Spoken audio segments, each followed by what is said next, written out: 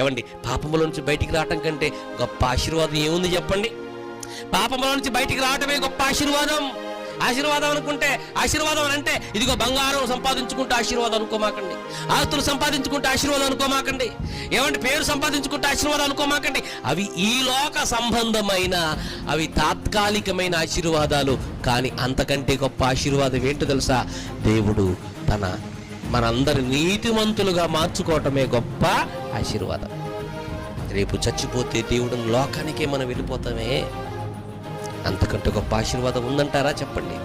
కాబట్టి మనందరం మన కుటుంబాలతో సహా దీవించబడాలంటే మొట్టమొదటగా మనం వేయవలసిన అడుగు ఆయన మాట శ్రద్ధగా వినాలి, ఆయనను మన బ్రతుకులోనికి ఆహ్వానించాలి, పరిశుద్ధ జనాంగంగా మారిపోవాలి.